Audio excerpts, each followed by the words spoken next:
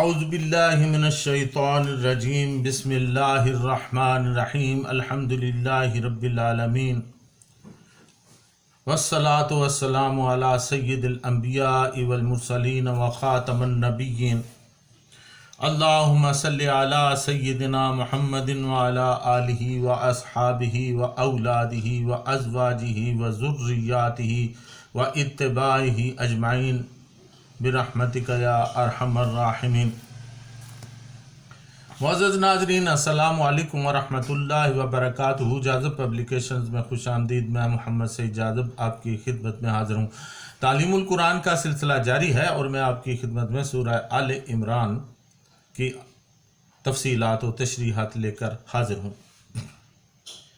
آج کی نشست میں سورہ آل عمران کی آیات نمبر 47 سے 51 تک پھر سے شامل ہیں۔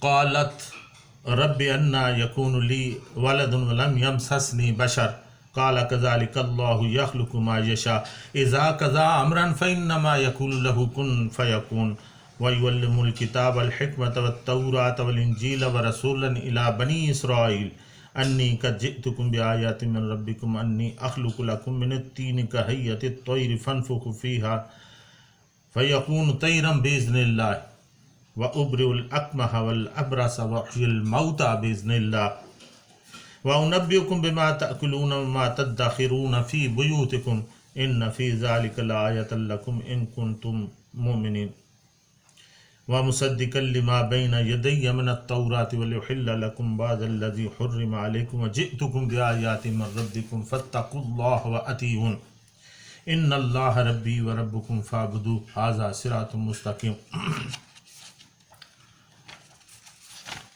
ناظرین، اس سلسلہ میں اس کا ترجمہ اور اس کی چند تفصیلات میں نے آپ کے سامنے گزشتہ نشست میں رکھ دی تھیں، اور میں نے عرض کیا تھا کہ حضرت مریم علیہ السلام، یہاں پر ان آیات میں ذکر یہ ہے کہ حضرت مریم علیہ السلام کو جب پیغام ملا کہ ان کے ہاں ایک بچے کی ولادت ہوگی تو وہ حیران ہوئیں اور پریشان بھی ہوئیں۔ انہوں نے اپنی پریشانی کا اظہار کیا تو اللہ کریم نے حضرت جبریل امین کے ذریعے انہیں پیغام دیا کہ اللہ تعالیٰ جو چاہتا ہے وہ کر سکتا ہے، بغیر باپ کے بچہ بھی پیدا کر سکتا ہے، جیسا کہ حضرت آدم علیہ السلام کو بغیر اور باپ اور بغیر ماں کے پیدا کیا، اسی طرح حضرت مریم علیہ السلام کے ہاں بچے کی ولادت ہو سکتی ہے۔ پھر میں نے فعلہ اور خلقہ کا فرق بھی آپ کی خدمت میں عرض کر دیا۔ اذا قضى امرا فانما یقول له کن فیکون، وہ اللہ جب فیصلہ کرتا ہے کسی کام کے کرنے کا تو بس وہ کر دیتا ہے، اس کا حکم ہوتا ہے کہ کن تو فیکون، وہ کام فوراً ہی ہو جاتا ہے۔ اور پھر اسی میں انہی آیات میں یہ ذکر ہے کہ وَيُعَلِّمُهُ الْكِتَابَ وَالْحِکْمَةَ، اللہ تعالیٰ نے حضرت عیسیٰ علیہ السلام کو کتاب اور حکمت سکھا دی، اور اس کی تفصیلات میں نے آپ کے سامنے رکھ دی تھی۔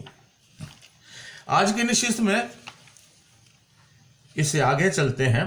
وَرَسُولًا إِلَىٰ بَنِي اسرائیل، اور بھیجے گا اسے رسول بنا کر بنی اسرائیل کی طرف۔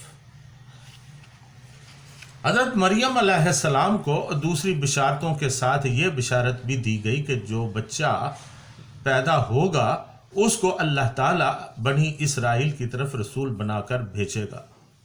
اس سے یہ بات واضح ہو گئی کہ حضرت عیسیٰ علیہ السلام صرف بنی اسرائیل کے لیے نبی بنا کر بھیجے گئے تھے۔ آپ علیہ السلام کی رسالت عالم انسانیت کے لیے نہیں تھی۔ قرآن حکیم کے اس فرمان کی تصدیق خود انجیل کی متعدد آیاتوں میں سے ہوتی ہے۔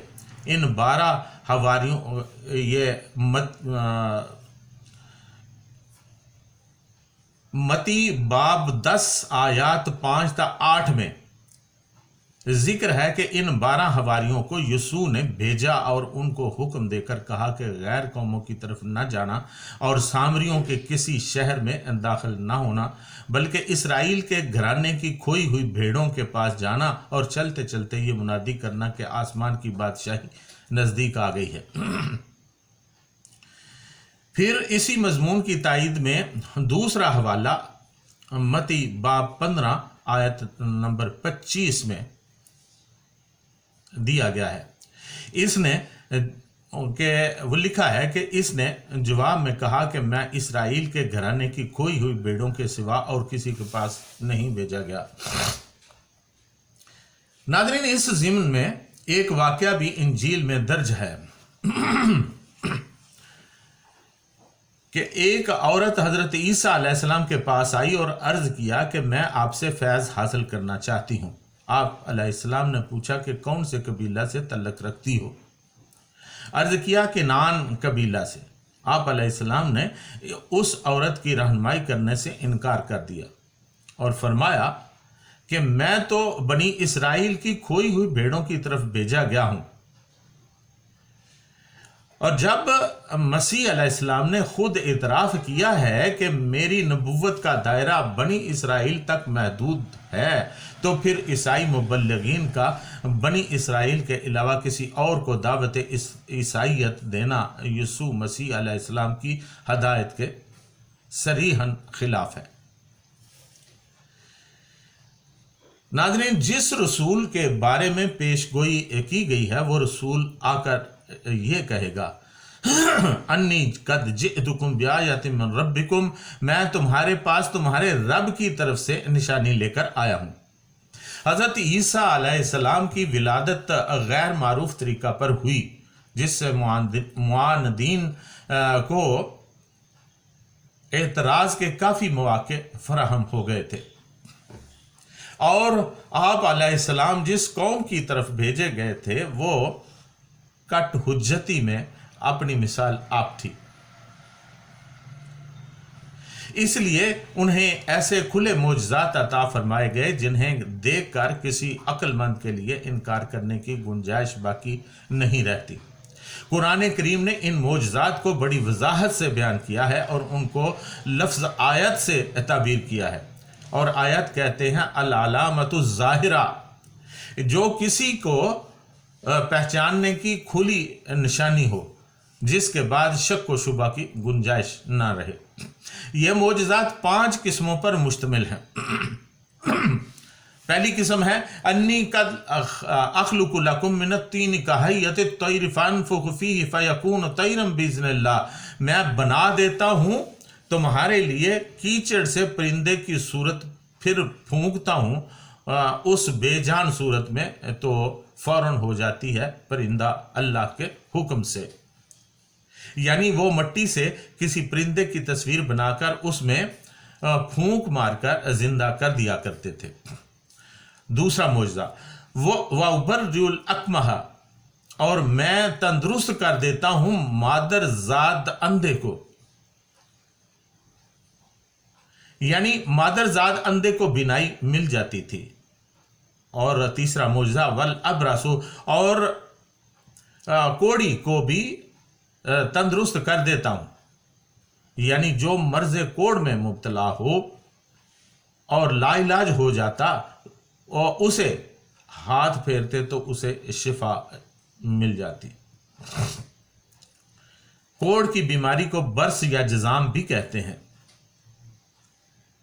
یہ ایک ایسی خطرناک بیماری ہے کہ اس کے مریض کے ہاتھ پاؤں کی انگلیاں اور ناک وغیرہ گل جاتے ہیں، اور پھل بحری یعنی برس کے داغ جب پیدا ہو جائیں تو رفع نہیں ہوتے۔ حضرت عیسیٰ علیہ السلام ایسے مریض پر ہاتھ پھیر کر تندرست کر دیا کرتے تھے۔ علامہ ابن کثیر رحمۃ اللہ علیہ فرماتے ہیں کہ حضرت عیسیٰ علیہ السلام کے زمانے میں حکمت و طب کا دورہ تھا، جو اپنے فن کے امام اور استاد تھے۔ جالینوس اور بقرات جیسے حکیم اسی دور میں گزرے ہیں، لیکن ان بیماریوں سے شفا ان کے بس کی بات نہیں تھی۔ ایسے میں حضرت عیسیٰ علیہ السلام جمادات میں روح پھونک دیتے اور مادرزاد کوڑی اور اندھوں کو شفا بخش دیتے۔ اور چوتھا معجزہ تھا وَأُحْيِي الْمَوْتَ بِإِذْنِ اللَّهِ، اور میں زندہ کرتا ہوں مردے کو اللہ کے حکم سے، یعنی وہ مردہ کو از سر نو زندہ کر دیا کرتے تھے۔ اس سلسلہ میں کافی واقعات بیان کیے جاتے ہیں۔ پہلا واقعہ آپ علیہ السلام کے حاضر نامی دوست کا تھا، جس کا گھر آپ علیہ السلام سے کئی دن کی مسافت پر تھا۔ وہ سخت بیمار ہوا تو اس کی بہن نے آ کر حضرت عیسیٰ علیہ السلام سے اس کی حالت زار بیان کی۔ آپ علیہ السلام 2-3 دن کا سفر طے کر کے اس کے گاؤں پہنچے تو وہ فوت ہو چکا تھا اور اسے دفن کیا جا چکا تھا۔ آپ علیہ السلام نے اس کی قبر پر جا کر قم بِإِذْنِ اللَّهِ، اللہ کے حکم سے کھڑا ہو جا کہا تو وہ مردہ زندہ ہو گیا۔ اسی طرح ایک عورت کا بیٹا فوت ہو گیا تو اس عورت نے آپ علیہ السلام کی بڑی منت سماجت کی تو آپ نے اس کو بھی زندہ کیا۔ حضرت غرض کے 4 قسمیں عملی معجزات کی تھیں اور 5ویں قسم علمی معجزہ کی تھی، یعنی غیب کی خبریں دینا۔ فرمایا وَأُنَبِّئُكُم بِمَا تَأْكُلُونَ وَمَا تَدَّخِرُونَ فِي بُيُوتِكُمْ، اور میں بتلاتا ہوں تمہیں جو کچھ تم کھاتے ہو اور جو کچھ تم جمع کر رکھتے ہو اپنے گھروں میں، یعنی آپ علیہ السلام بتایا کرتے تھے کہ تم نے آج یہ چیزیں کھائی ہیں اور یہ چیزیں اپنے گھر میں ذخیرہ کر کے آ گئے ہو۔ چونکہ یہ تمام امور انسانی قدرت سے باہر تھے، اس لیے کبھی اندیشہ تھا کہ شاید لوگ حضرت عیسیٰ علیہ السلام کو خدا ماننے لگیں۔ اس لیے ساتھ ساتھ بِإِذْنِ اللہ کی قید لگا دی کہ یہ سب کچھ اگر مجھ سے ظہور پذیر ہو رہا ہے لیکن اس کا حقیقی فاعل اللہ تعالیٰ ہے۔ حضرت عیسیٰ علیہ السلام کا ان افعال کو اپنی طرف منسوب کرنا اس بات کی دلالت کرتا ہے کہ اگر ایسے افعال کی نسبت یہ سمجھتے ہوئے کہ ان کا فاعل حقیقی اللہ تعالیٰ ہے، ان کے ظاہری اسباب کی طرف کر دی جائے تو یہ جائز ہے، شرک نہیں ہے۔ جیسے کہ امام اعظم امام ابو حنیفہ رحمۃ اللہ علیہ حضور سرور کائنات صلی اللہ علیہ وسلم کی جناب میں عرض کرتے ہیں وَشَفَيْتُ ذَلْعَاهَاتِ مِنْ أَمْرَاضِهِمْ وَمَلَعَتُ كُلَّ الْأَرْضِ مِنْ جَدْوَاتِ کا، یا رسول اللہ صلی اللہ علیہ وسلم آپ نے بیماروں کو ان کی بیماریوں سے صحت عطا فرما دی اور روئے زمین کو اپنے جود و کرم سے لبریز کر دیا ہے۔ ان فی ذالک لآیۃ لکم ان کنتم مؤمنین، بے شک ان معجزوں میں میری صداقت کی بڑی نشانی ہے تمہارے لیے اگر تم ایماندار ہو۔ ناظرین، حضرت پیر کرم شاہ صاحب رحمۃ اللہ علیہ فرماتے ہیں کہ ہر کام چھوٹا ہو یا بڑا اس کے کرنے والا اللہ تعالیٰ ہے جو ہر چیز پر قادر ہے۔ وہ جو چاہے جس وقت چاہے اور جیسے چاہے کر سکتا ہے۔ اس نے اپنی حکمت کاملہ سے تمام کاموں اور تمام چیزوں کو کسی نہ کسی سبب سے متعلق کر دیا ہے۔ ان میں سے بعض اسباب وہ ہیں جن کو ہم نے سمجھ لیا ہے اور بعض اسباب ایسے ہیں جن کا سراغ لگانے سے ہماری عقل قاصر ہے۔ ایسے افعال جن کی ہم کو ظاہری توجیہ نہیں کر سکتے، ہو سکتا ہے ان کے ظہور پذیر ہونے کا سبب کوئی ایسا امر ہو جس تک ہماری عقل کی رسائی ابھی تک نہ ہوئی ہو۔ جب تک ہم تمام اسباب و علل کا کامل احاطہ نہ کر لیں، ہمیں یہ حق نہیں پہنچتا کہ ہم ایسے واقعات کا صرف اس وجہ سے انکار کر دیں کہ عقل ان کے واقع ہونے کو جائز نہیں سمجھتی۔ اور اس سلسلہ اسباب و علل کا کہ احاطہ کا دعویٰ تو آج تک کسی سائنسدان نے بھی نہیں کیا۔ اس لیے محض اس وجہ سے کسی واقعہ کا انکار کر دینا کہ یہ ہماری دانش کی کسوٹی پر پورا نہیں اترتا، اپنے حدود سے تجاوز کرنے کے مترادف ہے۔ ایک کتاب ہے heroes of civilization by Joseph and Haym, اس میں نیوٹن کہتا ہے کہ میری مثال اس بچے کی سی ہے جو سمندر کے کنارے کھیل رہا ہو، مجھے اپنے ساتھیوں کی نسبت کوئی زیادہ خوبصورت سنگریزہ یا گھونگا مل جاتا ہے، لیکن ابھی حقیقت بحر زخار کی طرح میرے سامنے ہے جس کا ہمیں کوئی علم نہیں ہوا۔